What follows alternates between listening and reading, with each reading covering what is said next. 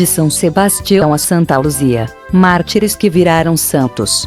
O que os romanos não previram foi que a perseguição aos cristãos se transformou em um tiro no pé. Os religiosos que perseveraram na sua crença em vez de aceitar a chantagem do governo, ou simplesmente fugir, acabaram se tornando os primeiros heróis da nova religião depois de Jesus. As execuções por intolerância religiosa fizeram com que os cristãos passassem a registrar as circunstâncias daquelas mortes heroicas e divulgar para outros grupos espalhados pelo império. Criou-se assim uma epidemia de narrativas inspiradoras, que conquistavam mais adeptos para o cristianismo. Listamos 6 religiosos que se recusaram a renegar a fé e viraram os primeiros santos da Igreja Católica.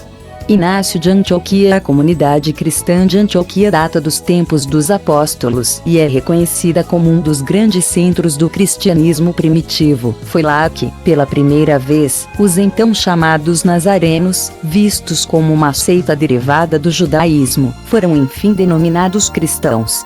Religioso erudito, Inácio escreveu 7 epístolas famosas, sendo pioneiro em tratar de conceitos que regem a Igreja até hoje, como a ideia da Santíssima Trindade e a virgindade de Maria. Também foi o primeiro a usar a expressão Igreja Católica. Com tanto destaque assim, chamou a atenção das autoridades romanas. Foi condenado à morte, devorado por leões no Coliseu. Comentando sua iminente execução, disse que seria abrigo de Cristo, moído nos dentes das feras. São Policarpo de Esmirna. O martírio de Policarpo é reconhecido como o primeiro documento a registrar uma execução de um cristão por se manter fiel à sua religião no Império Romano. Foi a primeira vez que o termo mártir foi usado para se referir aos seguidores de Jesus que davam testemunho contra-se nas audiências de Roma, tendo a morte como consequência.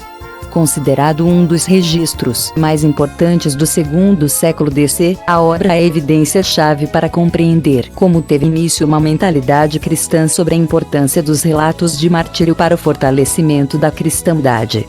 Bispo de Esmirna, cidade do sudoeste da Turquia, Policarpo, 69-155, é considerado um dos 3 principais padres apostólicos do cristianismo primitivo, ao lado de Inácio de Antioquia e do Papa Clemente de Roma. Ao se recusar a prestar homenagem aos deuses pagãos, foi condenado à morte, queimado vivo numa estaca. São Sebastião. O santo padroeiro dos gays tem uma história que é emblemática do quanto os cristãos foram moldando os detalhes dos martírios para fabricar heróis inspiradores. Sebastião, 256-286, teria sido um dos casos de romano convertido ao cristianismo, com um agravante: era guarda pessoal do imperador Diocleciano, justamente o mais terrível perseguidor de cristãos. Quando sua fé em Cristo foi descoberta, seu chefe condenou-o à morte. Seria executado a flechadas. Na época, Sebastião era um militar trintão, e as primeiras representações artísticas do santo, entre os séculos 6 e 11, mostram um homem maduro, barbudo e apropriadamente vestido. A partir do século XIII, as pinturas foram rejuvenescendo a figura do mártir, criando a imagem que predomina até hoje: um jovem imberbe, musculoso, com o corpo cravado de flechas. O santo mais fotogênico da história da Igreja. São Lourenço. Nascido na Espanha, este religioso, morto na terceira onda de perseguição aos cristãos, quando Valeriano era imperador, ganhou fama de brincalhão, ironizando o próprio martírio em pleno ato da execução.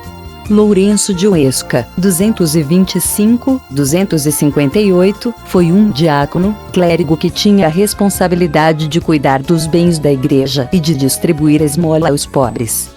Após a execução do Papa Sisto II, que foi decapitado pelas autoridades romanas, o imperador ordenou que a igreja entregasse as suas riquezas num prazo de 3 dias.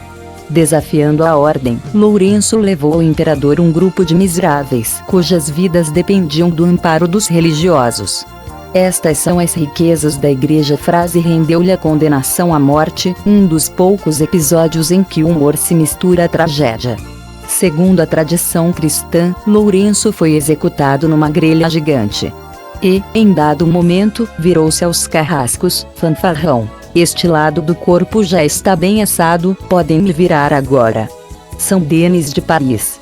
Nascido na Itália, Denis 250, foi outra vítima da perseguição de Valeriano, mas sua história é repleta da fantasia que a tradição cristã foi, aos poucos, adicionando à história dos mártires dos primeiros séculos, principalmente durante a Idade Média, quando as narrativas foram compiladas em registros cheios de uma criatividade dada ao sobrenatural. Missionário, enviado para falar de Jesus na antiga Gália, hoje França, Denis se indispôs com os gauleses, que tinham suas próprias lendas e tradições.